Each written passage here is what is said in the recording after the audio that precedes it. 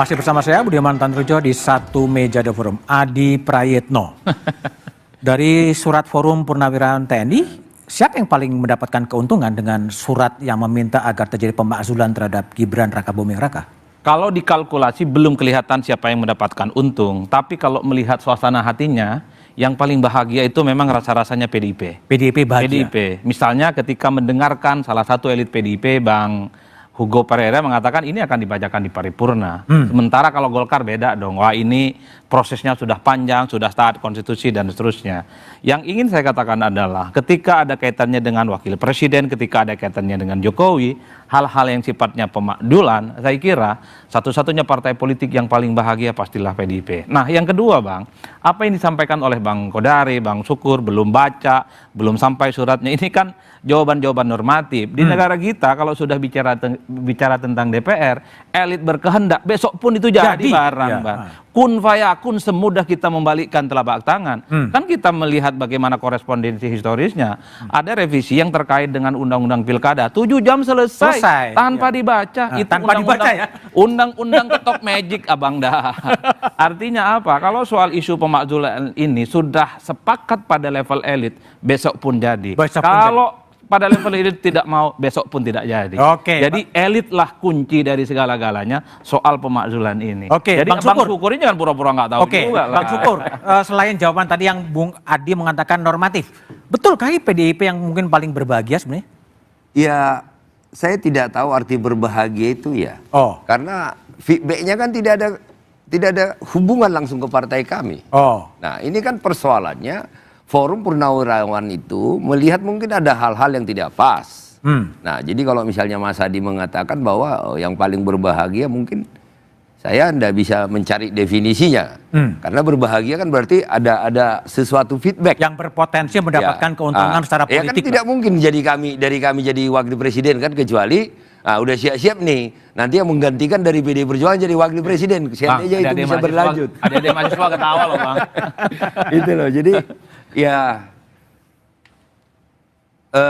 itu yang saya katakan tadi. Nah, tentu saya sepakat yang disampaikan Mas Adi dalam satu poin, bahwa tentu nanti kita lihat elit-elit ini semua, ya, apakah memang ini harus dilanjutkan atau tidak. Itu yang saya katakan tadi, di pimpinan DPR, apakah lanjut ke fraksi-fraksi, ini kan banyak parameter, tetapi itu ada di atas semua. Oke, baik. Kalau Mbak Putri, apakah sebaiknya surat ini dibacakan di paripurna dan kemudian diserahkan kepada fraksi atau berhenti di Sekjen DPR?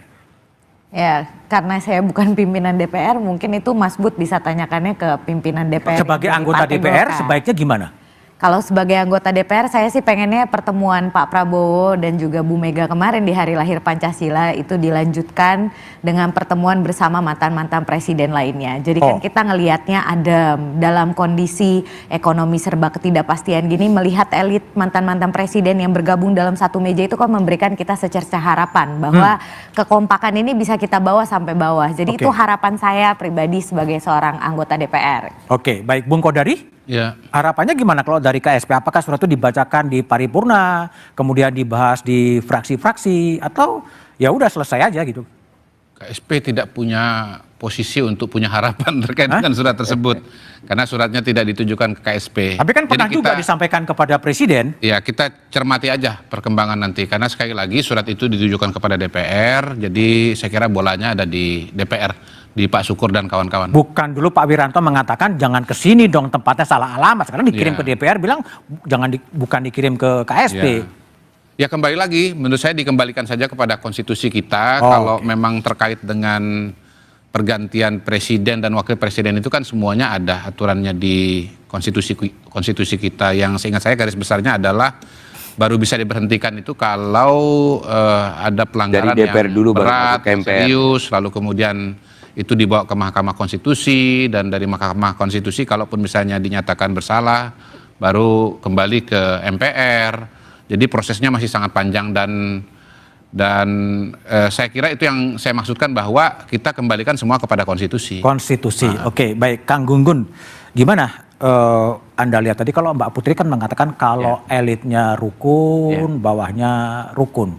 Tapi yang sering terjadi kan diskoneksi ya antara elit dengan massa itu ya.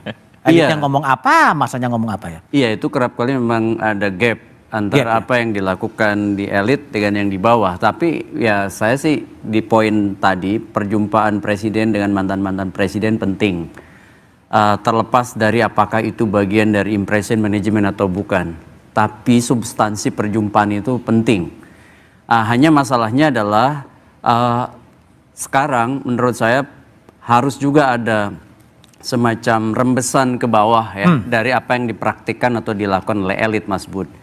Karena terlalu besar dan kompleks ya persoalan-persoalan Republik ini kalau kemudian elit ada di logikanya dan praktik politiknya sendiri, membentuk kolamnya sendiri, kolam kecil, sementara masyarakat bawah, masyarakat awam yang kemudian kerap kali juga termobilisasi begitu ya oleh laku elit. Tadi Bung Adi berkali-kali menyebut orkestrasi yang dilakukan oleh elit.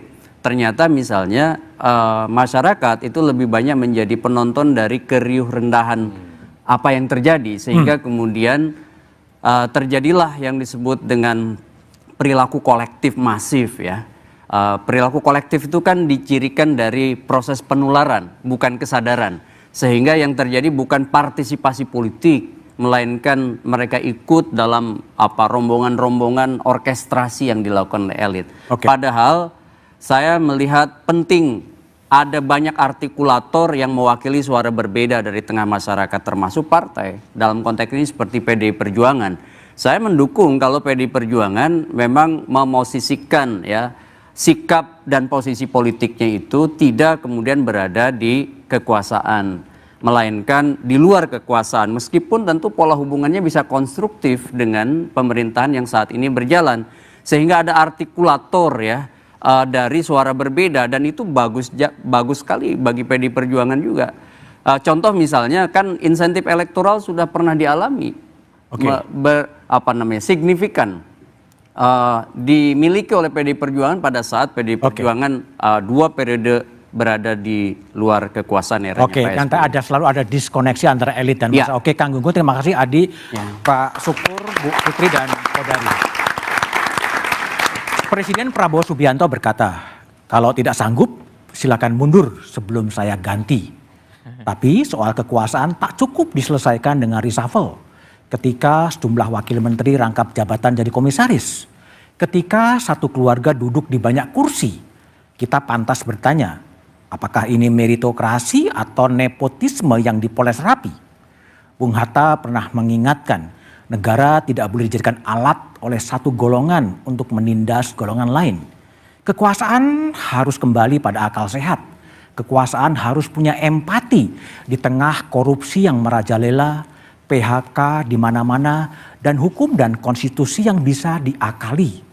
Kita bukan cuma butuh perombakan, kita butuh keteladanan. Satu kata dan satu perbuatan. Satu Meja The Forum, tempat kita bicara apa adanya agar kekuasaan tak lupa batasnya. Selamat malam dan terima kasih.